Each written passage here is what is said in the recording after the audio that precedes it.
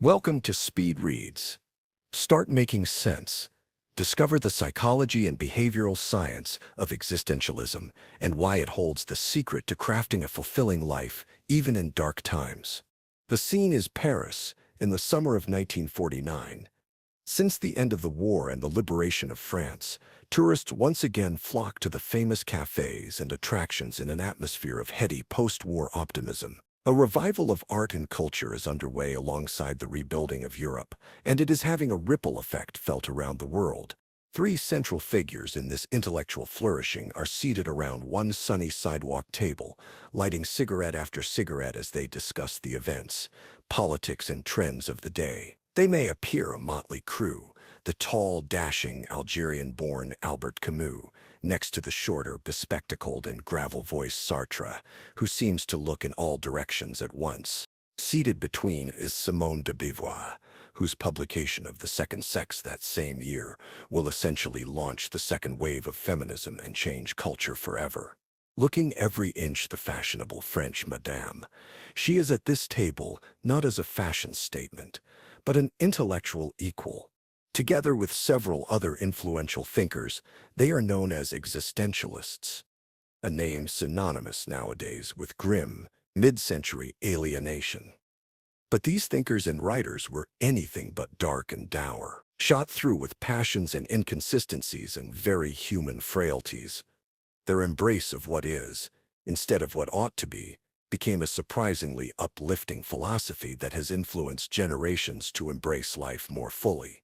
This summary dives deep into behavioral science to uncover how humans might actually be hardwired to behave in ways the existentialists understood all too well almost a century ago, to uncover why embracing the human condition in all its chaos and frailty can actually bring with it the strength and wisdom to live a happier and more meaningful life. The sense-making ape. If someone were to walk up to you on the street today and ask, "Who are you?" your answer would largely depend on where in the world you grew up. If you were born in East Asia, for instance, you might immediately start talking about your family or your community. Born in Western Europe or North America, and you are more likely to answer with information about your career, your hobbies, or interests. Whether individualistic like the latter or more familial like the former, humans understand who they are based on their frames of reference, frameworks which are communicated through family, religion, education, and culture from infancy onwards. As social creatures, humans have an innate need to communicate and socialize with others because our understanding of ourselves is relational. That is, we understand who we are only in relation to others. But in an age when many old social and family structures are breaking down, from the decline in religious observation to the algorithmic fragmentations of social media, making sense of oneself in relation to an increasingly complex and tumultuous world is more difficult than ever before. This matters deeply. Because as modern cognitive science has confirmed, one of the most important indicators of happiness across history and cultures is whether or not you are leading a meaningful life. But what makes something meaningful is a question that has haunted thinkers since Nietzsche first declared God is dead in 1882 in The Gay Science. Thinkers who had witnessed the breakdown of modern politics into global warfare twice by the middle of the last century found little refuge in the comforts of either religion or rationality. Both had led to some pretty horrific ends.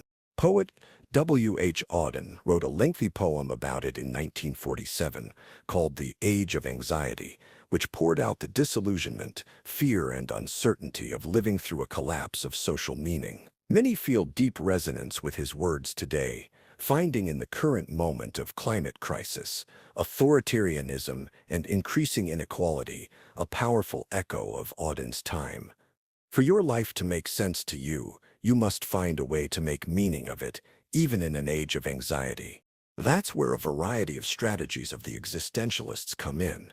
From understanding the power of the stories you tell yourself, to why it is so difficult to change your frame of reference even when it is negatively affecting you. They took on some of the thorniest issues of how and why humans do the things we do, and the stories we tell ourselves to justify it.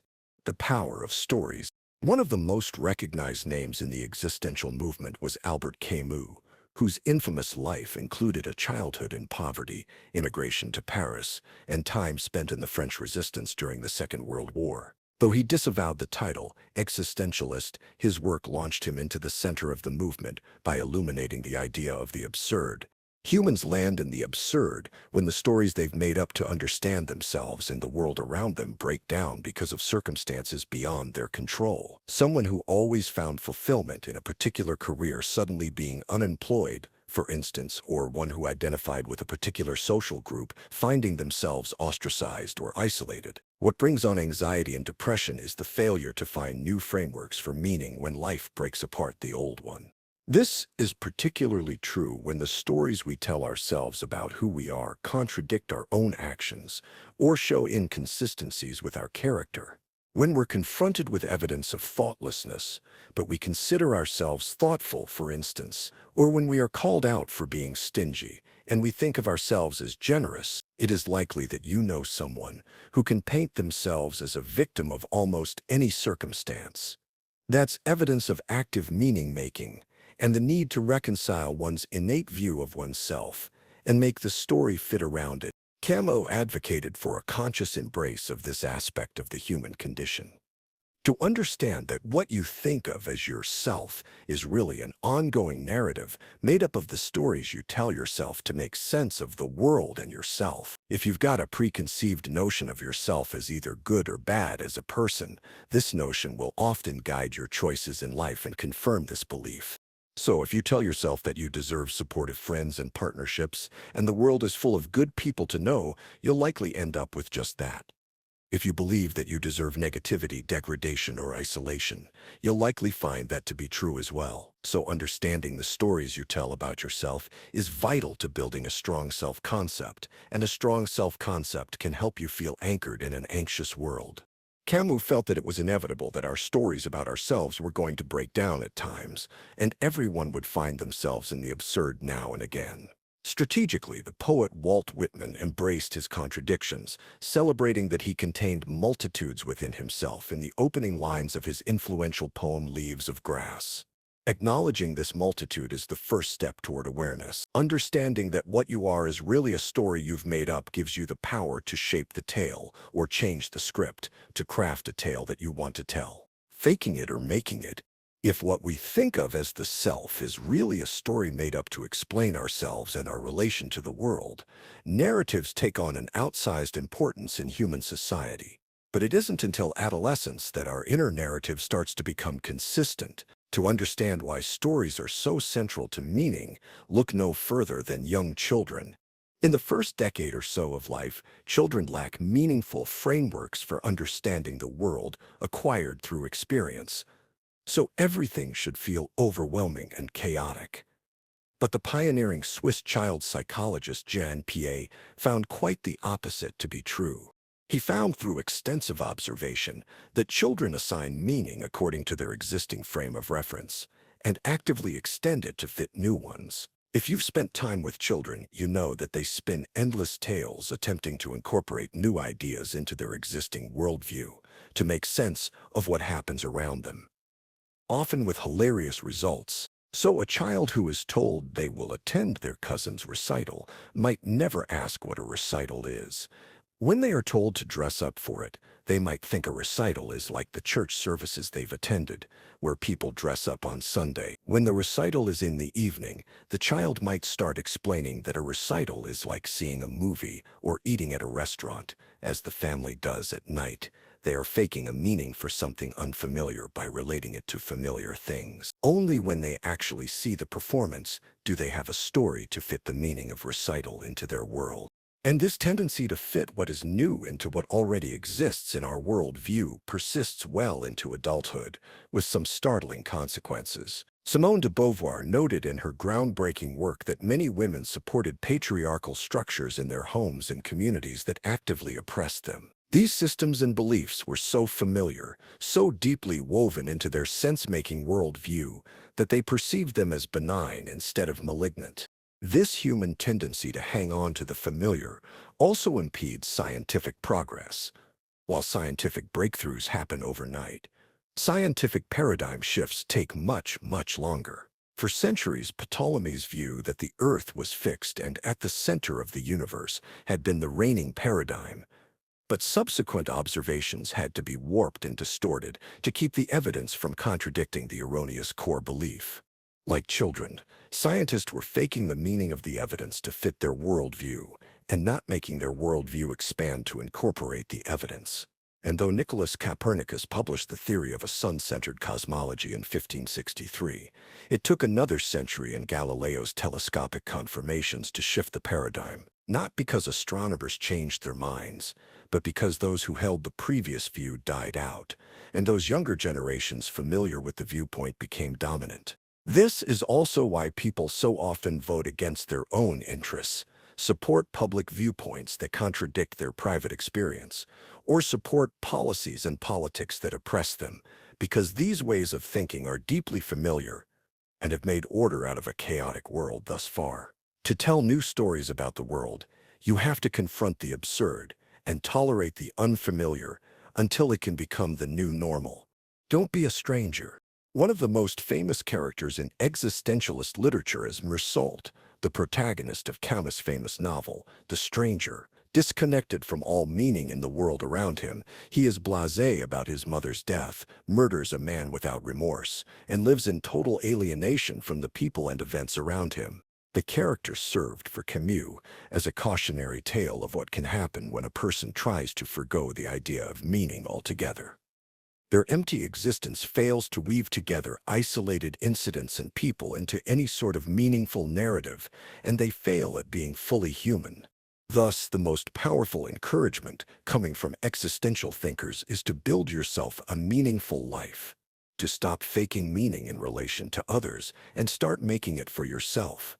This means confronting the limitations of your own worldview despite the uneasy feelings that it can cause. And in a world that is increasingly chaotic and inexplicable, it also means finding ways to carry on in the face of the absurd.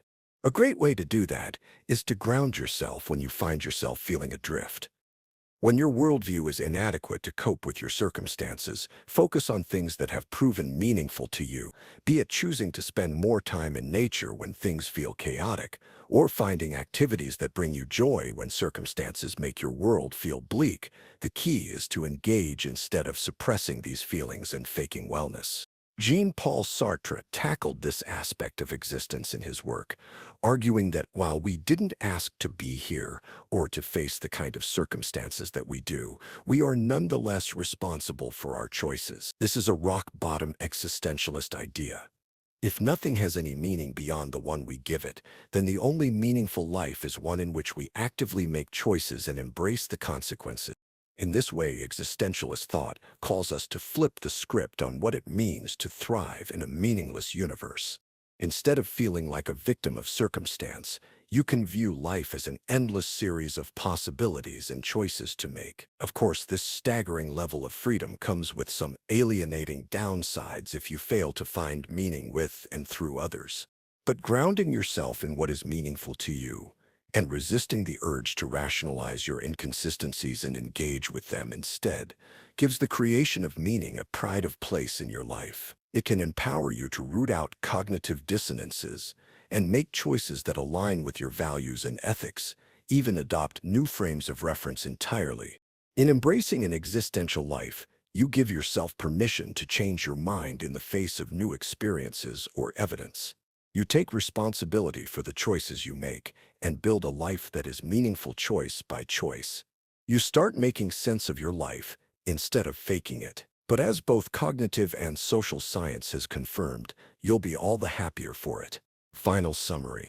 The main takeaway of this summary to Start Making Sense by Stephen Heine is that existential philosophy offers a framework for building a meaningful life, even in times when things are falling apart and life has become absurd. By examining how humans make sense of their world through storytelling, existentialists found insight into why humans so often behave in contradictory ways and act against their own interests. Learning to tolerate the uncertainty of new paradigms or points of view can empower anyone to build a life full of meaning for themselves, no matter what life throws at them. Choosing to acknowledge one's inconsistencies or cognitive dissonances instead of rationalizing them away brings with it the power to make different choices and build a happier, more meaningful life. Okay, that's it for this speed read. We hope you enjoyed it. If you can, please take the time to subscribe. We always appreciate your feedback. See you in the next one.